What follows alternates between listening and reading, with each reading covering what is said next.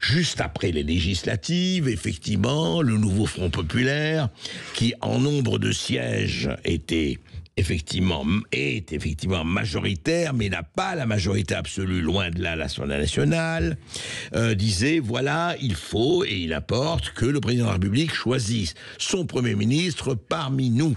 Et nous avons mis en avant Lucie Castet. Pendant très longtemps, Lucie Castet s'est présentée partout, du matin au soir et du soir au matin, dans tous les médias, comme la candidate légitime. Bon, mais effectivement, comme le NFP n'avait pas la majorité absolue, il y a eu ce qu'il y a eu.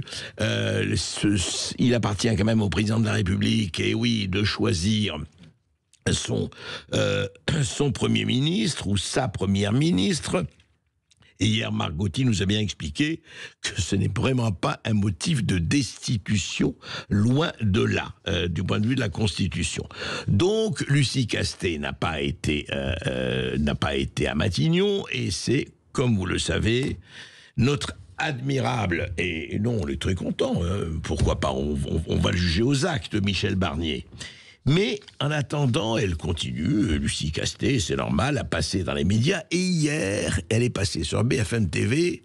On lui a posé une question sur la régularisation des sans-papiers. Écoutez. Juste sur l'immigration, vous étiez pour la régularisation de tous les sans-papiers? Moi, ce que je dis sur l'immigration, c'est qu'on a manifestement un problème d'accueil. Non, ma question c'est, est-ce que vous étiez pour la régularisation de tous les sans-papiers? Pour une régularisation des sans-papiers, oui. De tous les sans-papiers? Il faut que je regarde davantage, mais plutôt favorable à ça, oui. C'est-à-dire tous les sans-papiers ou seulement ceux qui travaillent ou... Tous les sans-papiers. D'accord, donc même ceux qui ne travaillent pas? Oui. D'accord, donc toutes les personnes qui sont... Je rappelle quand même que cette discussion... Non, mais c'est une discussion intéressante. Non, mais c'est très intéressant. Puisque vous dites que vous êtes encore candidat à Matignon, ça veut dire que concrètement, toute personne qui est sur le territoire et qui n'a pas de papier a vocation à être régularisée. Ce que je dis, c'est que les migrants sont stigmatisés en permanence. Ce sont des gens qui contribuent au fonctionnement de la société, ce sont des gens qui payent des impôts, qui font fonctionner la société. Par ailleurs, on l'a vu lors des débats sur la binationalité et sur la préférence nationale, on a vu à quel point ça mettait en difficulté le secteur économique, que le Rassemblement national stigmatise à ce point et déclare vouloir écarter les étrangers du travail en France. Mais c'est une clarification importante, vous défendez, et vous êtes effectivement l'émanation du nouveau Front populaire, la régularisation de tous les sans-papiers, qu'ils travaillent ou pas. Juste... Vous parlez au nom du PS aussi quand vous dites ça? Je parle en mon nom propre là. Oui. En mon nom propre, vous toute seule, hein, d'accord, ok. Qu'est-ce que vous voulez ainsi? C'est-à-dire que c'est une position qui est pas surprenante pour LFI. Pour le PS, ça me paraît un peu...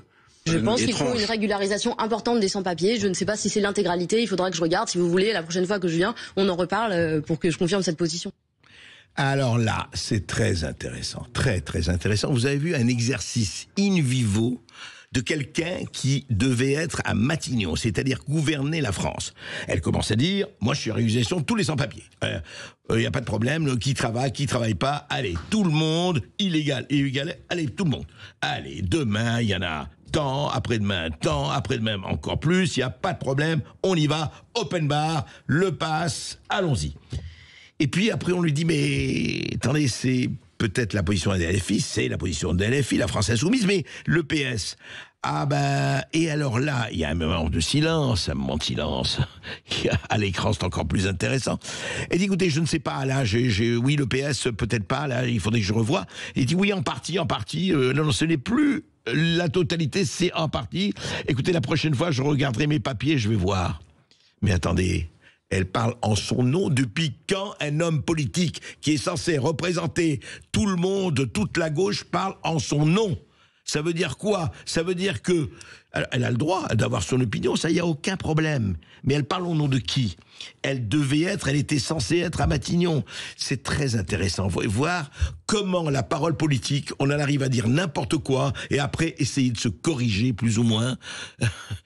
Et c'est quand même assez préoccupant tout ça, de dire n'importe quoi, de dire oui, économiquement ça va, économiquement ça tiendra. Oui, on va pas rentrer dans les discussions économiques, mais on connaît les chiffres, tout le monde connaît les chiffres de la gauche à la droite. Alors Lucie Castet, s'il vous plaît, commencez à retrouver raison gardée, commencez à tourner 7 fois votre langue dans votre bouche avant de parler. Franchement, ça fera du bien à tout le monde et surtout à vous.